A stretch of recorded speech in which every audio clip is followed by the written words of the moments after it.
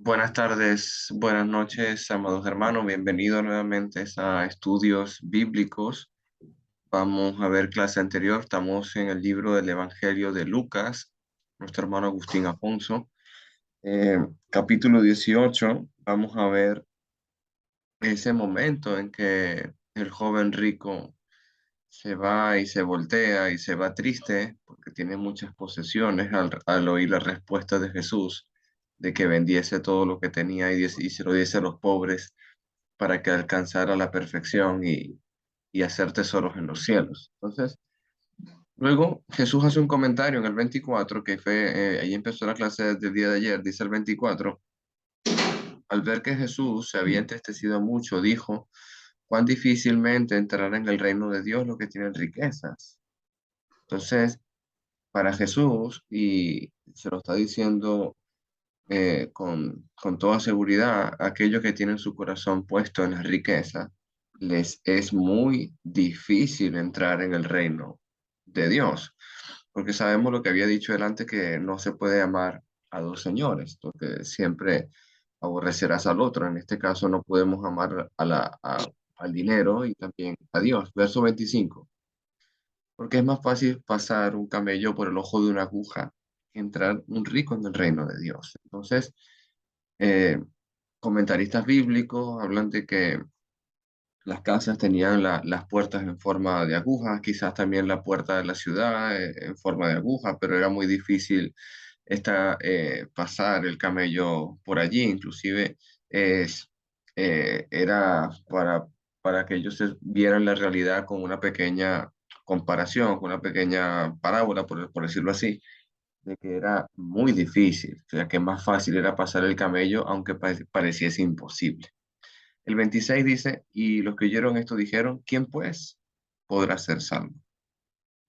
Y él les dijo, lo que es imposible para los hombres es posible para Dios. Entonces, nosotros aún no comprendemos ni entendemos muchas cosas acerca de cómo está obrando Dios y por qué está obrando Dios. Pero lo que sí sabemos que es para nuestro bien, lo que sabemos que Jesús amó tanto este mundo que entregó su propia vida.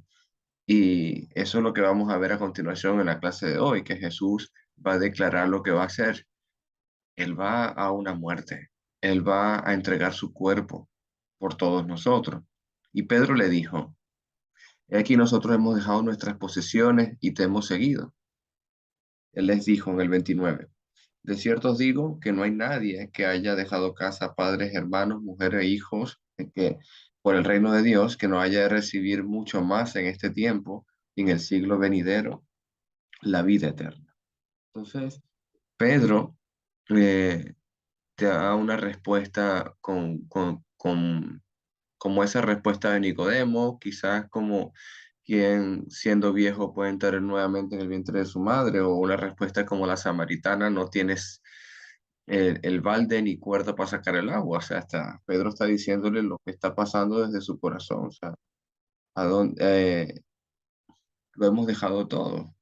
¿Cómo vamos a hacer nosotros? Realmente es tan difícil entrar en el reino de Dios, maestro. Y él le dice que no es así, que los que hayan dejado casas, mujer, madre, hijo por el reino de Dios va a recibir 100 veces más, dice la palabra en el paralelo también. Y es verdad, porque nosotros cuando llegamos al reino, que es la iglesia de Cristo, ganamos muchos más hermanos y ganamos una familia innumerable. Y hablábamos ayer de esta clase de reuniones, de este grupo, de que realmente hemos hecho esto parte de nuestra familia, al vernos los unos a los otros, conocernos.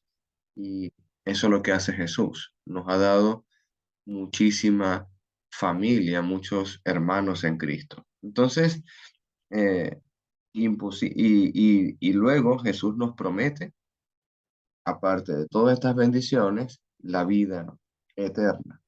Y aparte de eso, por eso es que el que busca el reino de Dios y su justicia, voy a terminar con este, que pensé el día de ayer en ello. También que ganas hermanos, casas y ganas todas las bendiciones como gran pueblo, también aseguras que no te va a faltar absolutamente nada buscando el reino de Dios. siempre vas a tener que comer, que beber y que vestir. Es una gran promesa de Dios. Y aparte de eso, la vida eterna, tu salvación y un lugar inscrito en el libro de la vida. Luego a partir de aquí viene Jesús y les va a anunciar nuevamente su muerte. Dios les bendiga, hermanitos. Comentarios, preguntas. Continuamos con nuestro hermano Agustín, verso 31 hasta el final del capítulo. Bendiciones, hermanos. Comentarios, preguntas. Continuamos, Agustín. Buenas tardes, amados y queridos hermanos. Dios me los bendiga a todos. Bienvenidos nuevamente a este estudio de Lucas, el Evangelio de Lucas, el médico amado, como decía el apóstol Pablo. Si hay comentarios, lo pueden hacer, o alguna pregunta, alguna duda, o alguna aportación, también lo pueden hacer, para que todos podamos ir aprendiendo de esta narración, de esta historia del joven rico. Si no, pasamos al versículo 31 hasta el versículo 34, donde Jesús está anunciando nuevamente su sacrificio, el propósito por el cual Él había venido al mundo. Si no, vamos entonces a leer. ¿Quién puede leer versículo 31 al 34? Les leo, amado hermano. Nuevamente Jesús anuncia su muerte. Lucas capítulo 18, versículo 31.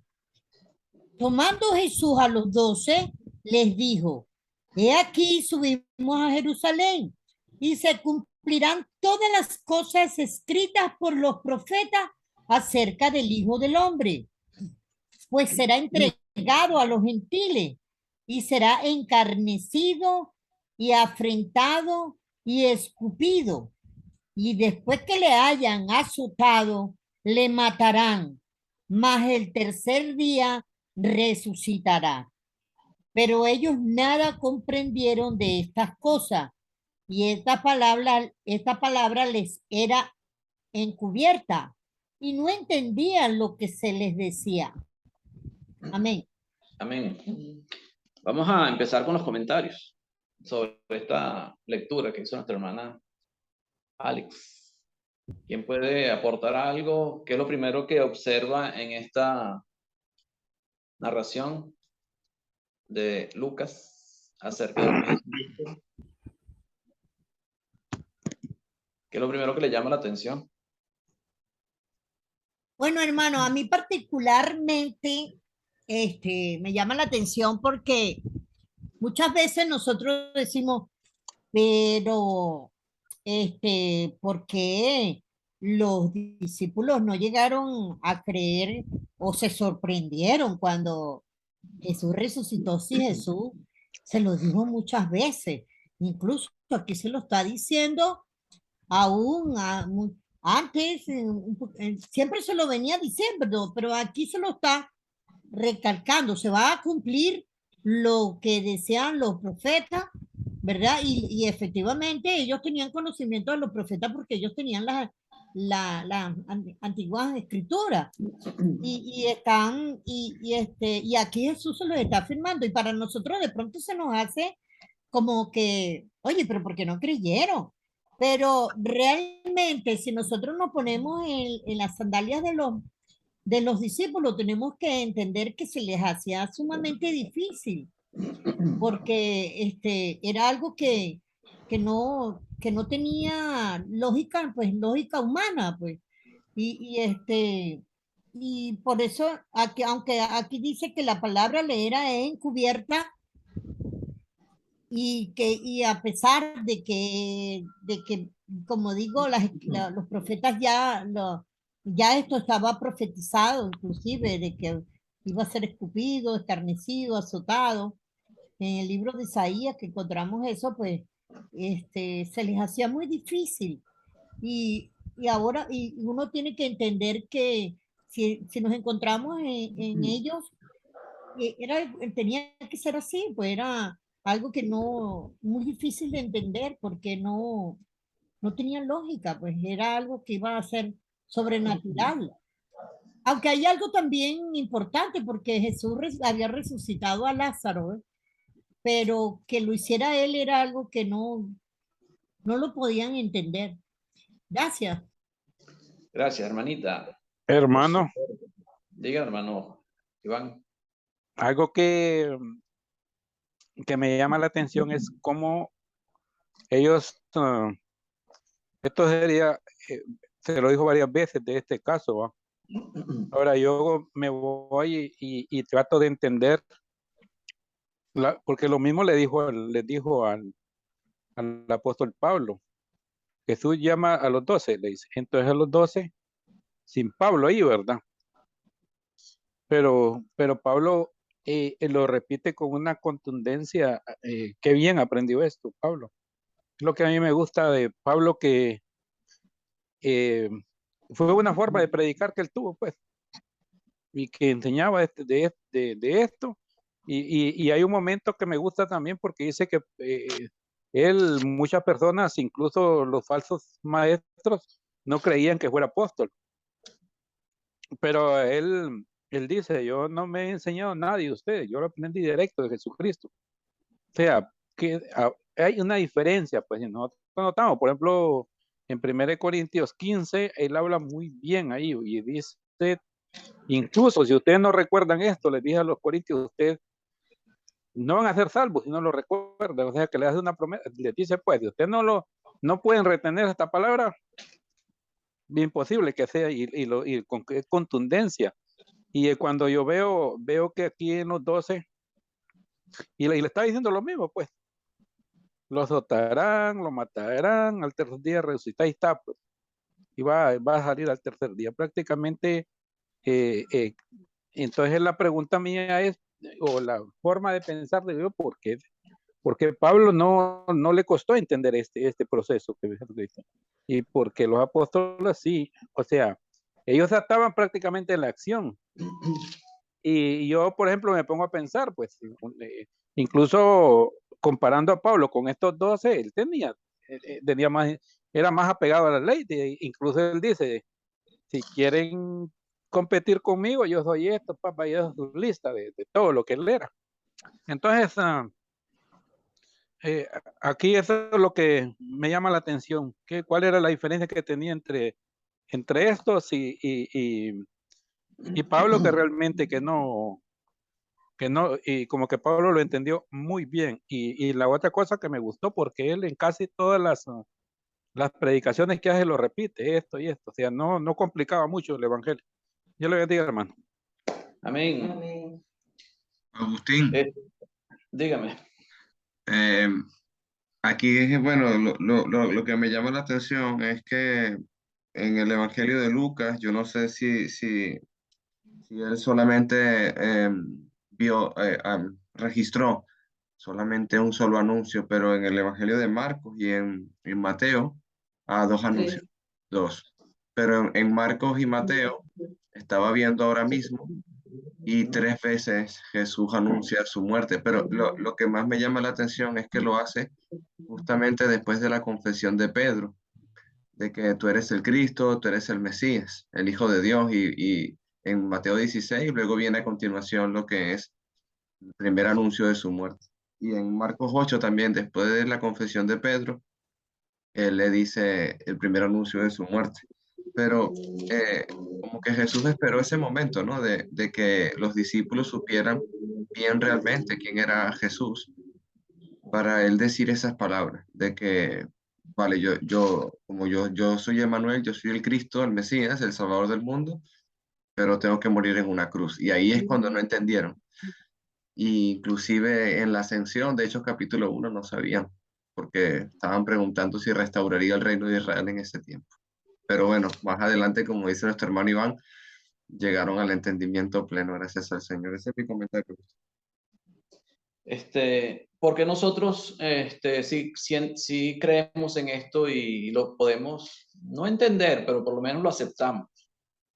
Porque entender esto no es fácil, ¿no? O sea, entender este sacrificio de Jesús no es sencillo. Y nosotros lo entendemos ciertamente porque ya tenemos toda la revelación. Ya tenemos toda la revelación, tenemos las cartas, tenemos todo lo que pasó, tenemos las historias en los cuatro evangelios. Y los apóstoles no lo tenían. Ellos estaban con Jesús. Y el hecho de que Jesús anunciara estas cosas, para ellos era algo que era inaudito, o sea, era algo que no era lógico, que no era común, porque ellos entendían que Jesús era el Mesías. Eso tenían claro, porque el mismo Pedro se lo había revelado Dios cuando Jesús se lo pregunta. ¿Quién dicen los hombres que es el Hijo del Hombre? Pero ellos nunca entendían el propósito real de Jesús. Ellos no podían entenderlo. Entonces que Jesús diga, me van a matar y me voy y tengo que resucitar al tercer día, eso era algo que estaba encubierto, como dice aquí, estaba encubierto, o sea, ellos no podían comprenderlo. Era difícil de comprender. Pero el apóstol Pablo, vemos la diferencia cuando el apóstol Pablo es llamado directamente por Jesús ya resucitado. Jesús se le aparece en el camino cuando Pablo iba a Damasco a buscar a los cristianos que se habían escondido por allá. Y después se le aparece en muchas otras ocasiones y le habla a Pablo cuando vaya a predicar en la iglesia a Corintio. El mismo Jesús se le aparece y le dice, Pablo, habla y no calles, porque yo tengo mucho pueblo en esta ciudad. Y muchas otras ocasiones se le apareció el Señor también hablándole. Entonces, ya todo ha sucedido, ya Pablo tenía el conocimiento, el entendimiento de lo que había sucedido, el mismo Jesús se lo había dicho, dice que el evangelio que él predicaba no lo aprendió de hombre alguno, sino que fue el mismo Señor que se lo reveló. O sea, el mismo Jesús lo instruyó en cuanto al reino de Dios. O sea, Pablo fue instruido directamente por Jesús.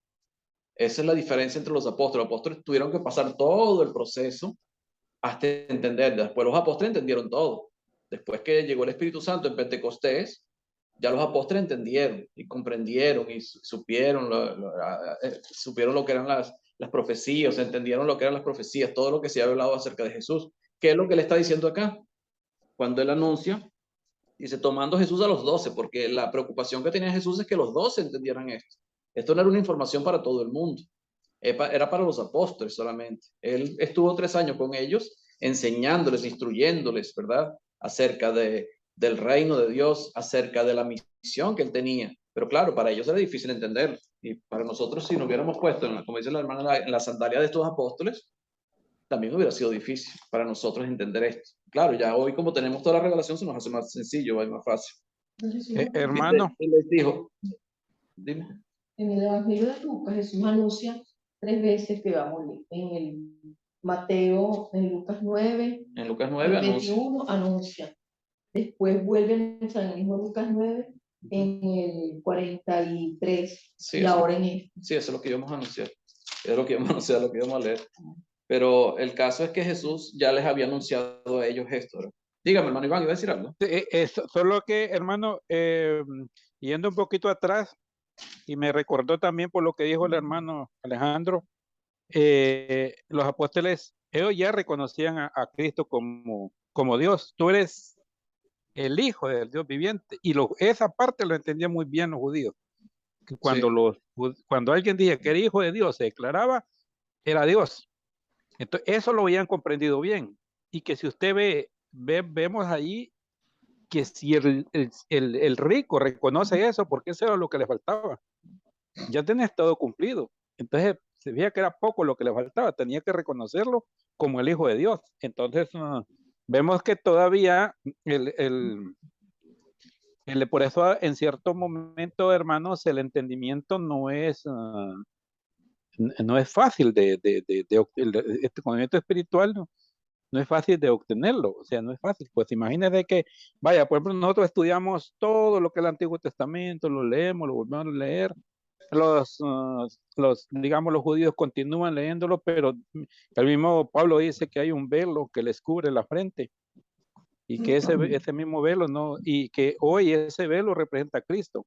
Por eso es que nosotros ya cuando, esa partecita es bien vital, ¿va?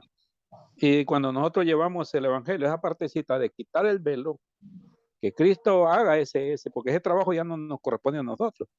Nosotros dice que solo plantamos, regamos, pero el crecimiento lo da Dios. Hay una parte que no lo podemos hacer nosotros, pero esa partecita, ahí, pues yo a veces me pongo a pensar, porque después me quedé meditando, y ¿qué fue lo que no entendió? Al final digo yo, que él no reconoció como bien reconocido, porque cuando el hermano leyó eso, tú eres el Hijo del Dios viviente. Entonces, esa parte es bien importante. Entonces, para nosotros, a mí me interesa mucho cuando nosotros explicamos estas partes son vitales, que la gente pueda lograr que la palabra penetre en las personas y que abra su corazón y pueda descubrir esto, porque al final eso es lo que no, esa es la parte vital de nosotros que debemos de llevar a otras personas. Pero ahí está esa persona que habló con Jesucristo, no entendió. Ahí vemos un ejemplo claro de Pablo, entendió perfectamente y entonces por eso al final, al final me parece que va funcionando la preparación del corazón antes que todo, antes de que yo pueda ser muy inteligente, muy comprensivo, muy lógico, todo lo que nosotros podamos entender. Y uno tiene muchos ejemplos, y un ejemplo así rapidito para que nosotros vamos a predicarle a la señora de la casa. Y resulta que quien estaba escuchando era la muchacha que es la sirviente de la casa. Y de una de esas se sale y fíjate que yo entendí bien eso que le están explicando. Nos dijo, entonces, ¿qué parte? Entonces, o sea, aquí es donde uno realmente dice, bueno, al final no es, no, esa para, siento yo que es para aquella para la persona que habla en el corazón.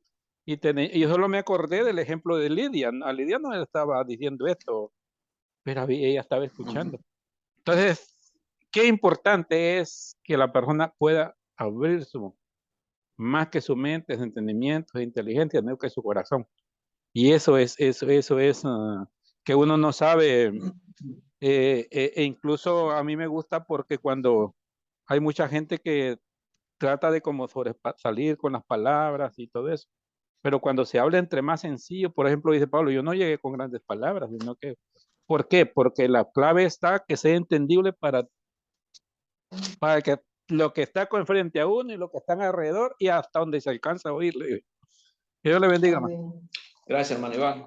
Fíjese que Jesucristo, en este Evangelio de Lucas, se menciona 3 veces que él anuncia su sacrificio, su muerte. La primera la vemos en Lucas 9, el versículo 21 hasta en adelante. Ahora, él en Lucas 9, él anuncia después de la confesión de Pedro. Fíjese que él primero prepara a los discípulos y pregunta, ¿quién dicen los hombres que es el Hijo del Hombre? Ya como dice Mateo 16. Bueno, hay unos dicen que tú eres Juan el Bautista, unos profetas, bueno. ¿Y ustedes quién creen que soy yo? Entonces Pedro es el que se levanta y le dice, tú eres el Cristo, el Hijo del Dios viviente. Y ahí es donde viene la revelación de quién realmente es Jesús. Dice, eso no te lo reveló carne ni sangre, sino mi Padre que está en los cielos. O sea, la revelación vino de parte de Dios al apóstol Pedro. Pero para que ellos no confundieran y entendieran realmente que ese Mesías o ese Hijo de Dios o el Cristo no venía simplemente a establecer un reino físico, terrenal, como ellos estaban esperando. Entonces Jesús enseguida le anuncia su muerte, después de esto. Empieza el versículo 21 del capítulo 9 de Lucas. Pero él mandó que nadie dijese esto, encargándoles rigurosamente que la revelación que Dios le había dado a Pedro, ¿verdad? Y diciendo, es necesario que el Hijo del Hombre padezca muchas cosas y sea desechado por los ancianos, por los principales sacerdotes, por los escribas y que sea muerto y resucite al tercer día. O sea, aquí se lo está anunciando. Dice, prepárense, aunque yo soy el Hijo de Dios, aunque yo soy el Mesías, esto va a pasar. O sea, no se sorprendan, esto va a pasar. Y después en ese capítulo 9, en el versículo 43, o vamos con el versículo 44, dice, haced que os penetren bien en los oídos estas palabras. O sea, Jesús se lo enfatiza. Hagan que se le meta bien dentro de los oídos, dentro del cerebro, pues, estas palabras. Porque acontecerá que el Hijo del Hombre será entregado en manos de hombres. Mas ellos no entendían estas palabras, porque le estaban veladas para que no las entendiesen y temían preguntarles sobre estas palabras.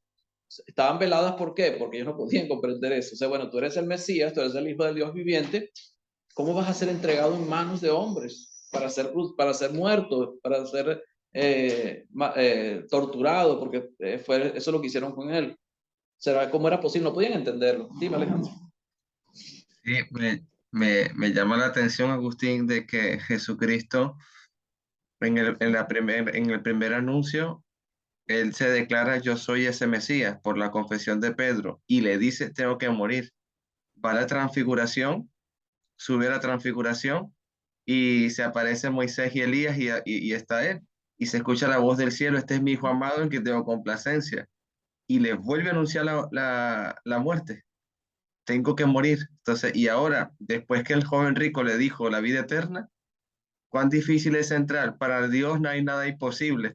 Todo lo que ustedes harán, si han dejado casas, hermanos, lo que sea, yo le daré 100 veces más, y la vida eterna. Y le vuelve a anunciar la muerte. O sea, esos tres momentos elegidos, pero para el entendimiento de ellos, que como tú dices, para nosotros está fácil porque quizás lo tenemos todo, pero para ellos era poco a poco en los momentos escogidos de Dios, no fue al azar. Eso es lo que estoy queriendo decir. Y fíjese que en este momento que Jesús, gracias hermanito, fíjate que en este momento que Jesús se lo está anunciando por tercera vez, ellos están ya subiendo a Jerusalén, ya van a ir hacia, ya van llegando prácticamente, porque pasan primero por Jericó, que es donde consiguen al ciego que vamos a ver más adelante. Pero ellos ya están yendo a Jerusalén y ya Jesús les está diciendo, ya les había dicho lo que iba a pasar y aquí se los vuelve a repetir. Estamos subiendo a Jerusalén y se cumplirá todas las cosas escritas por los profetas acerca del Hijo del Hombre. O sea, las profecías tienen que cumplirse. Por eso él le dice, se cumplirán las cosas escritas acerca del Hijo del Hombre. Y ellos comprendían las profecías. Jesús, me imagino que muchas veces le habló a ellos de esas profecías y le habló de las cosas que estaban escritas, aunque no se menciona ningún texto donde veamos a Jesús explicándoles las profecías a ellos, pero ellos estuvieron 3 años con él y él tuvo que estarles enseñando acerca de todas estas cosas. No solamente les anunciaba, sino que les decía, las profecías tienen que cumplirse, era necesario que se cumplieran. O sea, Jesús ya venía con ese propósito. Este plan no fue un plan que sucedió de repente. No es como dicen las iglesias evangélicas o denominacionales, o yo escuché eso una vez, no sé si todas creen lo mismo, que Jesús venía a establecer el reino, pero como lo mataron, entonces estableció fue la iglesia. Entonces, eso lo leí una vez en un estudio de unas iglesias evangélicas. O sea, así no fue. Esto estaba predestinado desde antes de la fundación del mundo. Fíjese Efesios capítulo 1. Efesios capítulo 1, cuando el apóstol Pablo enseña a la iglesia de Éfeso acerca de la predestinación de Jesucristo, ¿verdad? En cuanto al sacrificio, en cuanto al propósito por el cual él había venido. Dice el versículo 3 del capítulo 1 de Efesios. Bendito sea el Dios y Padre de nuestro Señor Jesucristo, que nos bendijo con toda bendición espiritual en los lugares celestiales en Cristo. O sea, nos bendijo en los lugares celestiales en Cristo. O sea, por Cristo somos bendecidos. No por nuestra condición, sino en Cristo. Según nos escogió en Él. ¿En quién? En Cristo. Antes de la fundación del mundo. Ahora, nos escogió en Cristo antes de la fundación del mundo para que fuésemos santos y sin mancha delante de Él. O sea, el hecho de escogernos no fue porque estábamos predestinados nosotros para ser salvos, sino la predestinación estaba en Jesucristo, que por medio de Él nosotros somos escogidos y podemos llegar a los lugares celestiales. Somos bendecidos en los lugares celestiales por medio de ese Señor, del Señor Jesucristo, ¿verdad? Que vino a morir por nosotros. Dice, en amor, habiéndonos predestinado para ser adoptados hijos suyos por medio de Jesucristo. Y vuelvo otra vez a mencionar a Jesucristo. O sea, fuimos predestinados para ser adoptados como hijos suyos por medio de Jesucristo. O sea, Jesucristo es la predestinación. Nosotros por medio de él obtenemos la adopción como hijos de Dios. Según el puro efecto de su voluntad, para alabanza de la gloria de su gracia, con la cual nos hizo aceptos en el amado, en quien tenemos redención por su sangre, el perdón de pecados, según las riquezas de su gracia, que hizo sobreabundar para con nosotros, con toda sabiduría e inteligencia, dándonos a conocer el misterio de su voluntad. El misterio de su voluntad, un misterio, estaba escondido, según su beneplácito, el cual se había propuesto en sí mismo, de reunir todas las cosas en Cristo nuevamente, en Cristo, todo es en Cristo. En la dispensación del cumplimiento de los tiempos, así de las que están en los cielos como las que están en la tierra. O sea, se cumplió el tiempo Y en Cristo obtenemos todo lo que Dios tenía para nosotros. Pero es en Cristo, la predestinación estaba en Cristo. ¿Y desde cuándo viene ese plan? Dice ahí mismo en Efesios, desde antes de la fundación del mundo. O sea, Jesucristo ya venía con este propósito. Y aquí él lo está diciendo, es necesario, como dice acá en el capítulo 9 de Lucas, en el versículo 22, es necesario que el Hijo del Hombre padezca. O sea, es necesario. Ese es el propósito, esa es la razón por la que él venía. Entonces, era necesario que él viniera y porque se tenían que cumplir todas las cosas que estaban escritas por los profetas acerca de él, del Hijo del Hombre. Pues será, fíjese el versículo 30, pues será entregado a los gentiles y será escarnecido y afrentado y escupido. Y después que le hayan azotado, le matarán, mas al tercer día resucitará. O sea, él le está explicando a ellos lo que iba a suceder, pero ya se lo había dicho con anticipación. Fíjense cómo lo menciona Marcos. Marcos me gusta más porque él amplía un poco más esta historia o este encuentro con los discípulos. Marcos capítulo 10, versículo 32. En adelante. Dice, después del joven rico, aparece esta historia acá también en Marcos. Dice, iban por el camino subiendo a Jerusalén. Desde ya iban subiendo a Jerusalén y Jesús iba adelante y ellos se asombraron y le seguían con miedo. Fíjense cómo era la actitud o qué actitud tenían ellos, los discípulos. Dice que se asombraron y lo seguían con miedo. Ahora, ¿por qué ellos se asombran y por qué siguen a Jesús con miedo? Por lo que Jesús les había anunciado ya ellos sabían. Nosotros vamos a ir a Jesús, vamos a ir allá y el Hijo del Hombre va a ser azotado, va a ser escupido, o sea, le van a hacer todo lo que iban a hacer, todo lo que le había dicho. Y él lo iban a matar, pero al tercer día resucitaría. Entonces ellos se asombraron de que a pesar de que él sabía que le iba a suceder todas esas cosas, él iba a Jerusalén.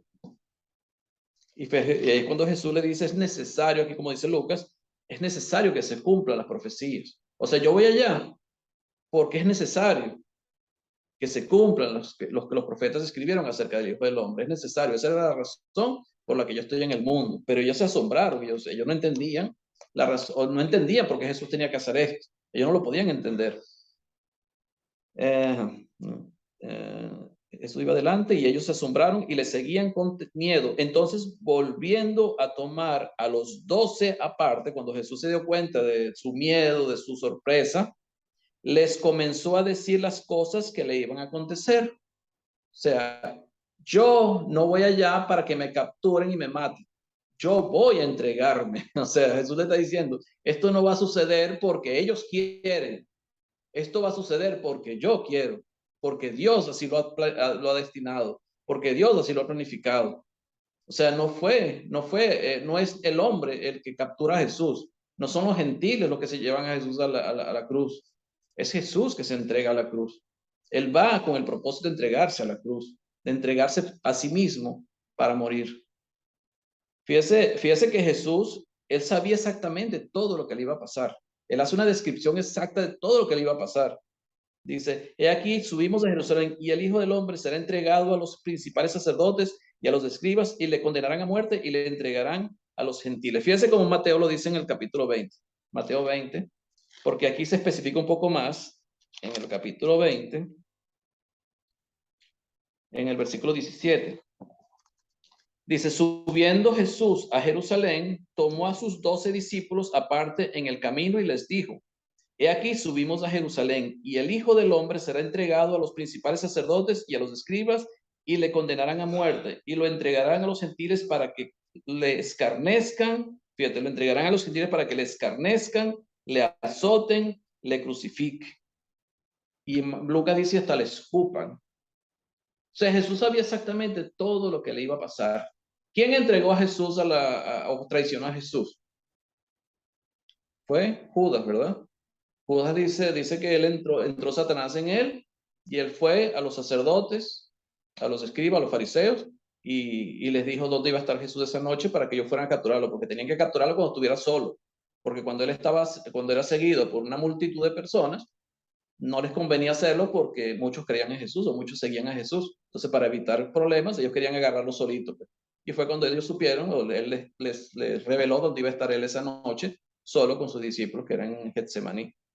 Entonces, fíjate que Jesús sabía no solamente lo que le iban a hacer, que lo iban a escarnecer, o sea, iban a ponerlo como un escarnio, como una burla pública a Jesús, lo iban a azotar y muchos azotes le dieron, ¿verdad?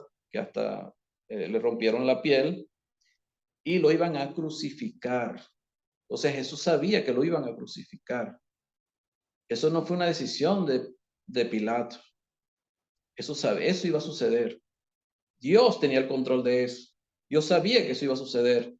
Dios permitió que eso sucediera porque era necesario que sucediera. Por eso él decía, es necesario que yo vaya a Jerusalén y padezca, es necesario. Hay que cumplir con las profecías, con lo que estaba escrito acerca del Hijo del Hombre. Y fíjese el valor, o sea, la valentía de Jesús. Ahí es cuando uno entiende, o sea, la valentía de Jesús, porque aunque es Dios, él estaba en la carne. Y en la carne él iba a sentir todo. Él iba a sentir todo el dolor que significa todo lo que le iban a hacer. Él iba a sentir todo, o sea, era difícil. Por eso en Getsemaní, antes que lo capturen, él está pidiéndole al Padre que si es posible, pase de mí esta copa, que hasta gotas de sangre sudó, ¿verdad? Y era por el estrés, por la angustia, por el miedo que él tenía en ese momento de lo que le iba a suceder, porque no era fácil. Pero él fue valiente, él fue a Jerusalén. Los apóstoles estaban asustados, estaban sorprendidos y temerosos, porque después de los anuncios que Jesús le había hecho, dice, bueno, ¿y cómo después lo que nos dice, va a ir a Jerusalén? Si lo van a capturar, lo van a hasta matar. O sea, ellos no entendían eso, pero Jesús fue. ¿Y lo hizo qué? Por nosotros, voluntariamente. No fue simplemente porque lo entregaron, no fue simplemente porque Judas lo traicionó, no fue simplemente porque los sacerdotes lo mintieron y trajeron testigos falsos, no fue simplemente porque Poncio Pilatos era el gobernador y decidió que soltaran a Barrabás y crucificaran a Jesús. Eso tenía que suceder. Eso estaba predestinado. Eso era parte del plan de Dios. O era el plan de Dios, no era parte, era el plan de Dios para redimir a la humanidad. Porque como él le dijo al joven rico, la salvación es imposible para el hombre. Mas para Dios todo es posible. Y Dios, como él le dijo a Abraham a Isaac, Dios se proveyó. No proveyó, sino se proveyó de un cordero. Dios se proveyó. Esa era la sombra de Jesucristo, ese cordero que murió, que murió en el lugar de Isaac. Y Jesucristo muere en nuestro lugar, muere en el lugar nuestro, ¿verdad? Así como ese cordero que murió en lugar de Isaac. Fue el cordero que Dios se proveyó para que no muriera Isaac, sino que muriera el cordero. Y así hizo Dios con nosotros. Dios envió a su Hijo en propiciación por nuestros pecados, para que pasara por la más terrible de las muertes, para que nosotros pudiéramos tener vida y vida en abundancia. Dice el 34 de Lucas 9, digo Lucas 18, perdón. Pero ellos nada comprendieron de estas cosas. Y esta palabra les era encubierta y no entendían lo que se les decía. Dios sabía que ellos no iban a entender. Jesús sabía que ellos no iban a entender. Que ellos no entendían. Pero tenían que estar preparados. Él tenía que prepararlos para que no les cayese de sorpresa el hecho de que Jesús muriera en una cruz, porque hasta le dijo, él va a ser crucificado, voy a ser crucificado. Ellos no podían, pero con todo y eso, ellos no podían aceptarlo. O sea, fíjense que cuando Jesús es capturado, todos huyen, tienen miedo, y es normal. O sea, ¿quién no tendría miedo en ese momento contra el ejército romano que vino a buscar a Jesús? O sea, es difícil, era difícil, la situación era complicada, pero Jesús se entregó voluntariamente y sufrió todo lo que sufrió por nosotros. Después los apóstoles, según la promesa que Jesús les hizo a ellos en el capítulo 14 de Juan, ¿verdad? Que cuando venga el Espíritu de verdad, Él los llevará a toda la verdad, porque no lo hará por su propia cuenta, sino lo hará todo lo que oyere del Padre. O sea, ese Espíritu de Dios es el que les reveló a ellos todas las cosas, así como al apóstol Pablo, el mismo Jesucristo se las reveló al mismo Pablo. Él fue el que le enseñó todas las cosas. ¿Preguntas o comentarios hasta acá?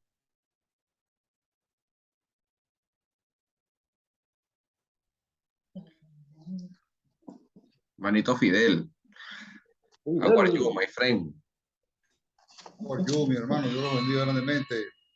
Yo estaba perdido, estaba perdido. Sí, vale, estaba súper ocupado y bueno, estaba viajando para el retiro la semana pasada. Bueno, estuvimos complicados, pero gracias a Dios ya estamos otra vez en conexión. qué bueno, hermano. Ok, ¿hay preguntas o comentarios? Todo está clarito como el agua. Más claro que el agua. Sí, Bueno, si quieres Agustín, leemos la historia del ciego de... Ah, dime. eh, no sé si hablamos un poco acerca de la resurrección, que creo que es algo importante allí. No sé, si quieren podemos hablar. Dime, empieza tú, pues. Vamos a hablar de la resurrección. Sí, es que ¿Qué estaba significa la resurrección de Jesús?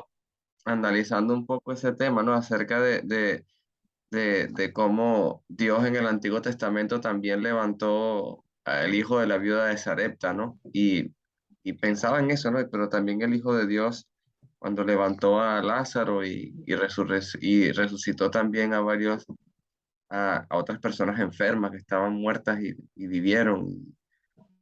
Y él mismo lo dijo, que él era el camino a la resurrección y la vida. Esa es la parte que me llama la atención, que es algo que es realmente nuevo, ¿no? Nuevo en el sentido de que él les dijo que todos iban a resucitar. Esa es la parte que más me llama la atención. O sea, lo que pasa es que la resurrección, es que la Biblia dice que Él es el primogénito entre los muertos, creo que en Colosenses, si no me equivoco, en el capítulo 1, dice que Él es el primogénito entre los muertos, para que en Él tenga toda la preeminencia.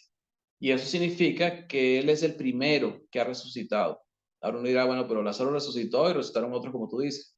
Pero el único que ha resucitado para no morir más ha sido Jesucristo, porque Jesucristo resucitó para vivir eternamente. Y esa es la resurrección de la que habla Jesús. Yo soy la resurrección y la vida. No es que Jesucristo resucita a Lázaro y esa es la resurrección. No, esa no era. Lo mismo que dijo, creo que fue María o Marta, no me acuerdo. Yo sé que resucitará en el día final. Claro, esa es la resurrección de la que estamos hablando. La resurrección para no volver a morir, que eso viene cuando sea el fin de los siglos, el fin del tiempo, cuando Jesucristo venga por segunda vez. O sea, la resurrección de Jesucristo tenía un propósito. Porque ¿cuántas personas murieron en una cruz en ese tiempo? O sea, era una muerte que era común, o sea, no un castigo, era una sentencia de muerte común en esa época. En esa época murieron muchas personas crucificadas. Muchas personas murieron crucificadas. Y Jesucristo paga por nuestros pecados en la cruz cuando muere por nosotros. No en la resurrección. Él paga derramando su cruz, derramando su sangre en esa cruz del Calvario. Ahí es donde Él paga por nuestros pecados, en su muerte. Pero como muchos han muerto en la cruz, tenía que haber una señal de que Él era el Mesías. Y la señal es la resurrección. Porque como dice el apóstol Pablo en Corintios capítulo 15, porque si Cristo no hubiera resucitado, nosotros seguiríamos en nuestros pecados, porque Él no sería el indicado para morir en la cruz. Entonces la resurrección nos dice y nos certifica que Jesucristo era el enviado de Dios, era el Mesías que tenía que morir por nosotros para limpiarnos de todo pecado. Ese es el propósito de la resurrección, es mostrarnos que realmente Jesucristo era el Mesías, que era el que iba a morir por nosotros. Si Él no hubiera resucitado, entonces estaríamos en nuestros pecados todavía. O sea, vana es nuestra fe, como decía el apóstol Pablo allá en Corintios 15. Yo, Dígame, hermana Alex. Sí, es importante también entender aquí el punto donde dice, Jesús dice aquí, después, pues en el versículo 32, pues será entregado a los gentiles. Y sabemos que Jesús, según las acusaciones que hacían los judíos, el sumo sacerdote, el Sanedrín, que fueron los que se encargaron de, de, de hacer todo este engaño, ¿verdad?, contra Jesús, según lo que ellos acusaban a Jesús, según lo que ellos acusaban, porque que era la blasfemia por decir que era hijo de Dios, que estaba blasfemando al Dios de los que del antiguo está Jehová, pues, que eran los que a quienes ellos creían, Jesús tenía que ser apedreado, tenía que morir apedreado. Y ellos en su conspiración con el gobierno romano, pues hacen que Jesús se ha acusado de sedición, que es un delito para que pudiera, y ahí es donde Jesús dice, voy a ser entregado a los gentiles, porque los judíos no, la ley por la ley, los judíos no tenían que entregar a ningún judío que violaba la ley a los romanos. Ellos mismos ajusticiaban apedreando en aquellos casos que era pena de muerte, pues la pena de muerte era apedreando al culpable. Y aquí pues tenemos que ver eso de que para que se cumplieran las profecías, Jesús tenía que ser entregado a los gentiles y ahí es donde Jesús es acusado por el delito de sedición, un delito que era acusado a los que alteraban el orden público y hacen de que efectivamente presentan a Jesús como un revoltoso que, que, que, que perjudicaba a Roma porque tenía muchos movimientos de masa y eso estaba creando un desorden. Eso fue lo que le presentaron al gobierno romano para que Jesús fuera acusado de sedición, crucificado y se cumplieran las profecías. Gracias. Amén. Una pregunta. ¿Cómo están? ¿Qué tal? ¿Cómo les va? Primero que nada, déjame activar aquí la cámara para que me vean. Soy feo, pero por lo menos me presento.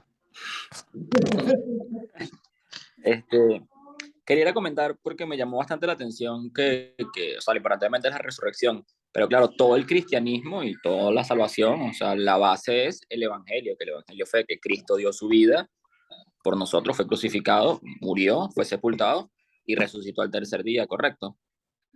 Eso se basa todo, o sea, pero tanto la muerte como la resurrección obviamente son importantes los dos, o sea, claro, la resurrección es lo más importante porque si Jesús no hubiese resucitado, no nada tendría sentido, porque es uno más que se murió y ya, pues.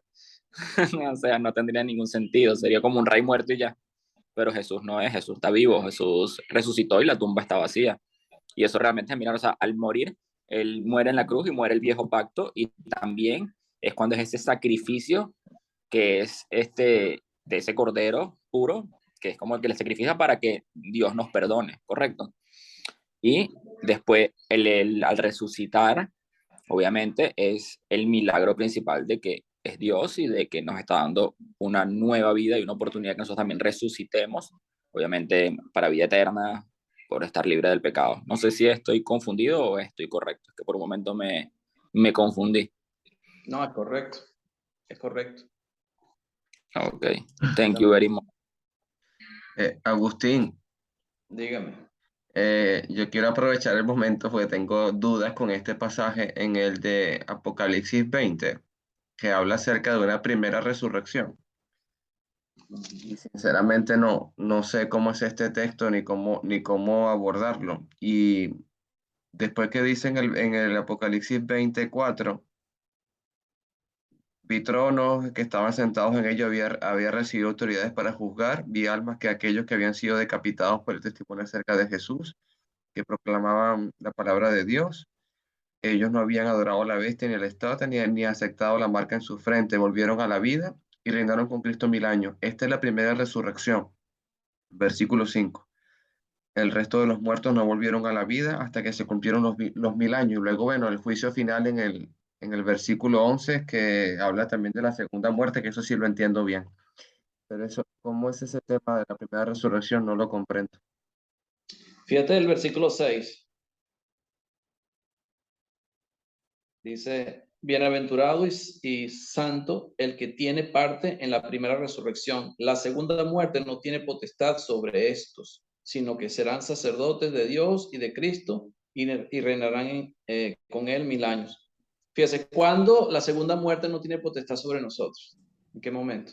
Son los que murieron antes de nosotros. Ahora, ¿qué es la segunda muerte? ¿Qué es la segunda muerte? El juicio, ¿no?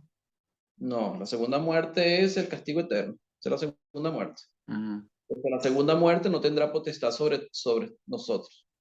O sea, porque uno muere físicamente y después muere otra vez a la segunda muerte cuando venga el juicio. Que fue cuando, como dice ahí en el mismo capítulo 20 más adelante, fueron arrojados al lago de fuego. Entonces, la segunda muerte es el castigo eterno. Ahora, los que participaron de la primera resurrección no van a la segunda muerte. Ahora, ¿cuál es la primera resurrección de la cual evita que tú pases a la segunda muerte? El bautismo. El Exactamente. bautismo. Yo pienso que es el bautismo, porque ahí es donde resucitamos con Cristo. Cuando yo resucito con Cristo, yo muero en el bautismo, resucito con Cristo en el bautismo, Ya, y soy limpio de pecado, y por tanto soy añadido a la iglesia, y ya la primera muerte no tiene potestad sobre mí, o no tiene poder sobre mí, porque ya mis pecados fueron perdonados. La sangre de Cristo me ha limpiado en ese momento. Creo, de todas maneras, el hermano Roberto, como él estuvo estudiando, dándonos el estudio de Apocalipsis, puede aclararnos mejor este asunto. Si puede. Si puede comentarnos. Tiene que activar su micrófono, hermano. Roberto Mirante. Sin comentarios. Sin comentarios. El hermano Lenín. Muy buenas noches, hermanos, ¿cómo estamos? Bien. Sí. Bueno, yo, hermanos, pues del tiempo que tengo de estar asistiendo a la Iglesia de Cristo en Honduras, pues según varios estudios, yo tengo entendido que la muerte primera es la separación del cuerpo y el espíritu, y pues la muerte segunda viene siendo ya la separación decisiva entre nuestra alma y Dios, ¿no? La separación de la vida eterna a la condenación eterna. Ya prácticamente tengo entendido que esa es la muerte segunda, ¿o me equivoco? Sí, bueno, ciertamente cuando estamos sin Cristo estamos muertos espiritualmente, porque es la separación entre Dios y nosotros por culpa del pecado. En el momento que nos bautizamos, tenemos esa reconciliación con Dios. La muerte, la pared intermedia que nos separaba de Dios, que era el pecado, se rompe. En el momento que somos bautizados y somos reconciliados, ahí estamos vivos. Sí, vamos. Pero vamos a morir nuevamente, o vamos a morir físicamente. Y después que moramos físicamente va a venir otra muerte, si no estamos reconciliados con Dios, que es la muerte eterna, que es la segunda muerte, es lo que me entiendo. no, Claro, la no primera muerte, morimos, dormimos. todos cuando llegamos a la conciencia del bien y el mal, estamos muertos espiritualmente todos, sin excepción. Pero al reconciliarnos con Dios, nos volvemos a tener vida, o sea, tenemos como una resurrección, vamos a decirlo así. Somos resucitados en el bautismo y ya estamos vivos, pero vamos a morir físicamente y después vamos a resucitar nuevamente, pero unos irán a castigo eterno, otros irán a vida eterna. Sí, porque es que la primera muerte, cuando dice que somos sepultados juntamente con Él, porque estamos muertos, estamos muriendo el pecado, viviendo para Cristo y muriendo para el mundo. Entonces, eso nos conlleva a que vamos a pasar de un plano terrenal para otro. Exactamente, así es. ¿Alguien más tiene comentarios? Hermano, Dígame. ¿Y qué hay de aquellos que, por ejemplo, murieron al pecado mediante el bautismo y luego retroceden, se vuelven al mundo? Hebreos 10. Son destituidos del libro de la vida, hermano. Hebreos 10. Son destituidos del libro de la vida. En el mismo Apocalipsis lo dice. Sí, es una buena pregunta. Porque Jesucristo dice que los que vienen a Él no los echa fuera. O sea, todo aquel que va a Jesucristo, Él no los echa fuera. Jesucristo a nadie deja fuera. El único que puede salirse somos nosotros mismos. O sea, Jesús nunca nos va a sacar de la iglesia. Nosotros decidimos salirnos. Y cuando nos salimos, como usted dice, nos vamos al mundo y nos olvidamos de Dios. Empezamos a practicar el pecado y empezamos a vivir nuestra vida como, no. El apóstol Pedro dice que después de haber, bueno, vamos a leer un momentico el apóstol Pedro, lo dice. ¿Y se puede considerar como que también están nuevamente muertos? Según la Biblia, sí. Fíjate el versículo 20 de 2 de Pedro, capítulo 2. Dice... Pero ya no es necesario entonces fíjense que aquí está hablando el apóstol Pedro de los falsos profetas, de los falsos maestros.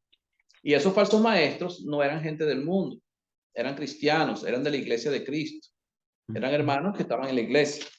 Y fíjese lo que él dice en el versículo 20. Ciertamente, si habiéndose ellos, ¿quiénes? Los falsos profetas o los falsos maestros, si habiéndose ellos escapado de las contaminaciones del mundo por el conocimiento del Señor y Salvador Jesucristo, enredándose otra vez en ellas, son vencidos. Son vencidos. Su postrer estado viene a ser peor que el primero. O sea, ¿cómo es su postrer estado? Dice, peor que el primero. Porque, fíjese, porque mejor les hubiera sido no haber conocido el camino de la justicia que después de haberlo conocido volverse atrás del santo mandamiento que les fue dado. O sea, si tú te vas a apartar, es mejor que no lo hubieras conocido nunca. O sea, porque tú no tienes excusa.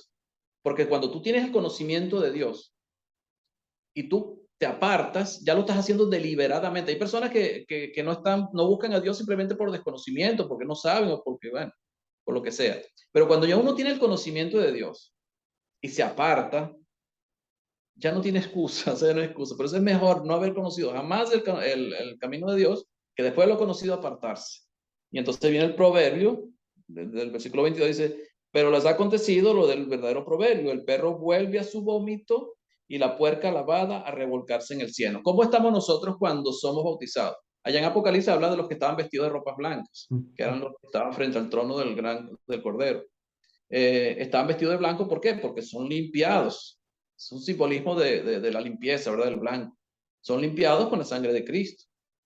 Pero cuando tú te apartas del camino de justicia, dice que te vuelves como la puerca que vuelve a ensuciarse, vuelve al cieno, vuelve a estar cochino otra vez. Y yo entiendo esto como perder la salvación. Es lo que yo entiendo. Como decía Alejandro en el capítulo 10 de Hebreos, también el escritor de Hebreos nos habla acerca de eso, en el capítulo 10, versículo 26 en adelante, del 26 en adelante. Dice, porque si pecaremos voluntariamente después de haber recibido el conocimiento de la verdad, ya no queda más sacrificio por los pecados. O sea, si yo peco voluntariamente después de conocer la verdad, ya yo sé cuál es la verdad, ya yo sé cuál es el camino, ya yo sé cuál es el plan de Dios, y yo peco voluntariamente, no quiero saber del plan de Dios, ya no queda más sacrificio. ¿Por qué? Porque ya Cristo hizo su parte, pero yo no la quiero hacer, la mía, que es obedecer, es mantenerme fiel. Si yo no lo quiero hacer, ya no hay más nada que hacer, pues ya no queda más sacrificio por pecados. Dice, sino una horrenda expectación de juicio y de borde de fuego que ha de devorar a los adversarios. ¿Qué es lo que nos queda si nos apartamos? Dice, una horrenda expectación de juicio y de hervor de fuego que ha de devorar a los adversarios. Adversario significa Satanás, a los Satanás. El que se aparta de Dios se convierte en un Satanás, según esto. Porque los adversarios son los Satanáses, son adversarios de Dios. El que viola la ley de Moisés por el testimonio de 2 o 3 testigos muere irreprensiblemente. O sea que, como decía Alex, ¿qué hacían los judíos cuando alguien violaba la ley de Moisés? Tenía que morir a piedras, o sea, los pedraban hasta morir. O sea, eso le sucedía a los que violaban la ley de Moisés. Dice, ¿cuán mayor, fíjese el escritor de Hebreos, cuán mayor castigo pensáis que merecerá el que pisoteare al Hijo de Dios y tuviere por inmunda la sangre del pacto en la cual fue santificado e hiciera frente al Espíritu de gracia? O sea, él nos hace la pregunta, ¿qué crees tú que merece el que hace esto? El que pisotea al Hijo de Dios y tiene por inmunda la sangre del pacto. O sea, ¿quiénes son los que pisotean al Hijo de Dios y tienen por inmunda la sangre del pacto? Aquellos que conociendo la verdad, que conociendo a Cristo, que conociendo el plan de salvación, que conociendo el sacrificio de Cristo, deciden apartarse, deciden no tomarlos en cuenta ni importarle eso. Eso es pisotear al Hijo de Dios y tener por inmunda la sangre. Entonces, ¿qué castigo crees tú que merece? Es lo que nos está preguntando aquí el escritor. Pues conocemos el que dijo, mía es la venganza, yo daré el pago, dice el Señor. Y otra vez el Señor juzgará a su pueblo. Horrenda cosa es caer en manos del Dios vivo. Entonces, para mi concepto, para lo que yo entiendo, según lo que nos dice la palabra de Dios, Dios no nos desecha a ninguno. Nosotros desechamos a Dios. Es la diferencia. Y cuando nosotros desechamos a Dios, no nos queda más remedio que, o sea, Dios no le queda más remedio que condenarnos. Él no quiere hacerlo, pero no le queda más remedio porque Dios es justo. En su justicia tiene que hacerlo. Agustín. Dígame. Entonces, si voy a explicar el texto acerca de hablar de la muerte y la resurrección, yo puedo decir que entonces el impío, el que no tiene a Dios, va a morir 2 veces porque muere físicamente y muere en la segunda muerte apartado de Dios eternamente. Y puedo decir que el cristiano solamente va a morir físicamente, pero resucita 2 veces. Resucita en el bautismo, en la primera resurrección, y resucita cuando ya se haga el juicio venidero, resucitamos todos a la vida eterna. O ¿Puedo sea, decir eso? el impío también resucita, Pero a muerte eterna. pero a muerte eterna, porque va a Ok. haber la resurrección de todos, o sea, todos van a resucitar, pero el cristiano resucita para vida eterna y el impío resucita para condenación eterna. Es la Perfecto. diferencia. Aclarado todo. Gracias, hermanito. Esa era mi duda. Muchas gracias.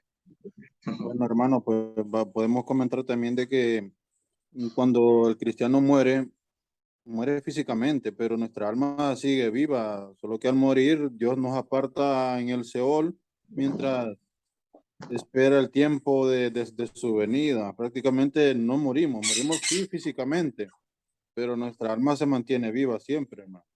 Ya viene siendo como la segunda muerte, ya la definitiva es, como comenté anteriormente, pues la separación de Dios y el alma nuestra, si no obedecimos en vida. Sí, correcto.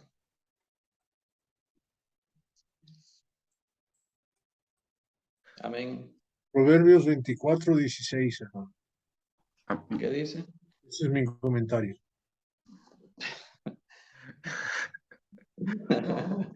Búscalo, Alejandro, y lo lees. Sí, voy buscándole. Porque 7 veces cae el justo y se vuelve a levantar, mas los impíos caerán en el mal. Amén, así es. O sea, el que no se arrepiente, pues ese de seguro muere. Justo no es perfecto. Justo cae 7 veces. Cada vez que cae, Se levanta. levanta. Así es. Porque si decimos que no hemos pecado, somos mentirosos. Sí, el apóstol Juan lo Dios es decía en su mentiroso. primera carta, ¿no? O sea, pecados siempre vamos a cometer, pero cuando nos apartamos de Dios, ahí el problema es cuando nos apartamos de Dios. Porque yo puedo pecar, pero yo le pido perdón a Dios, yo reconozco mis faltas Me arrepiento. y sigo adelante. Es como el pecado de Moisés, iba a decir yo, de Judas y de Pedro. O sea, Pedro negó a Jesucristo 3 veces, Judas lo vendió por 30 monedas, pero ¿qué hizo Judas y qué hizo Pedro? Los dos se arrepintieron. Judas se arrepintió y devolvió las 7 monedas, las 30 monedas. Y Pedro se arrepintió y lloró amargamente. Pero ¿qué pasó con Pedro y qué pasó con Judas? Judas fue y se ahorcó, Pedro continuó. Ahí fue la diferencia. O sea, los dos se arrepintieron, pero uno continuó y el otro fue y se ahorcó. Y muchos de nosotros nos ahorcamos espiritualmente porque nos apartamos de Dios. O sea, decidimos acabar con nuestra vida espiritual antes con Dios. No te Tenemos que vayas. hacer como Pedro. Pedro falló, pero se arrepintió y siguió adelante. Ajá. Dios está diciendo, no te vayas. Exactamente. No te vayas. Como le dijo Jesús, lo llamó 3 veces: apacienta mis corderos, apacienta mis ovejas. 3 veces. Y si te vas, también puede pasar como el hijo pródigo. También Dios siempre está dispuesto a recibirte si quieres volver. No importa si pasó 1 año, 2 años, 3 años, 5 años. Mientras tengas vida y vuelvas, Dios está dispuesto, como el hijo pródigo. No sé cuánto tiempo pasó el hijo pródigo, pero él se apartó. Él se fue de la casa del padre, él se fue del padre. Pero él volvió, y ¿qué hizo el padre cuando volvió? Lo recibió como una fiesta. O sea, ni siquiera le dijo, ahora vas a sufrir porque tú te fuiste, tú eres malo, bueno. Ni siquiera, lo recibió como una fiesta. Y así es Dios. O sea, Dios está dispuesto a perdonarnos siempre. O sea, yo vi una vez un canal de YouTube que yo sigo ahí de una iglesia de Cristo en Nueva York. Y él estaba hablando un poco de eso, de cómo perder, cómo puedes perder. O sea, la gente, algo que le preguntaron antes sobre perder la salvación. Y dice, la única manera de perder la salvación es que tú prácticamente te apartes de Dios y te dices, mira, sabes que yo niego esto, no quiero saber más nada y me vuelvo loco, y ya, y más nunca. Eso, ahí sí, obviamente, pero de resto no. O sea, tú obviamente, uno siempre busca hacerlo mejor y tratar de no vivir en pecado, o sea, no pecar, pero siempre vamos a pecar, y vamos a pecar muchas veces sin darnos hasta cuenta, o sea, hasta de pensamiento, ¿sabes? Que hay veces que uno puede decir una mentira y ni siquiera es porque quieres mentir, sino que a veces ni siquiera te acuerdas de algo y al final es mentira porque no estás diciendo una realidad. Pero lo importante importante es que no importa cuántas veces caiga, sino que siempre Dios está dispuesto a perdonarte. Entonces él muestra un ejemplo, por lo menos, de una casa de familia donde está el papá y la mamá, y el hijo de repente puede ser que raspó la materia, pero se arrepiente y vuelve a estudiar. No sé, tuvo malas juntas, pero se arrepiente y se aleja de las juntas. O sea, y el hijo siempre es un desastre, pero siempre está repitiéndose y buscando mejorar. Dice, ¿y qué hace el padre? El padre siempre lo perdona y continúa. Él dice, cuando el hijo, obviamente el padre no puede hacer nada por el hijo, cuando el hijo decide irse de la casa del padre y no quiere saber más nada del padre. Ahí el padre le da la oportunidad de decir, si tú quieres apartarte, apártate, ¿entiendes? Pero también, si tú quieres volver, las puertas están abiertas. Bueno, hasta donde tengo entendido, creo que es eso. Bueno, eso a mí me da bastante paz, porque yo me equivoco mucho.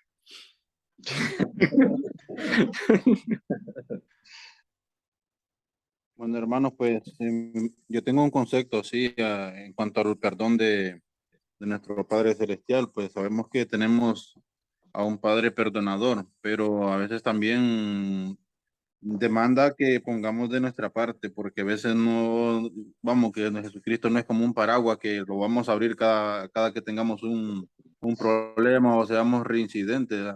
Tenemos también que poner de parte nuestra, decir que si fallamos en algo, no volverlo a repetir, sabiendo cuál fue el error y enmendar. Pero ya si vamos, que decimos, voy a equivocarme 5 veces y como Dios me perdona, las 5 veces voy a pedirle perdón. Y tal vez ya, como dicen, ya teniendo consentimiento uno, de conocimiento de que eso es malo. Ya nos estamos engañando a nosotros mismos al estar así como tomando como a juego a pedir perdón. Sí, pero el Padre perdona, pero también quiere que nos arrepintamos de ese camino también.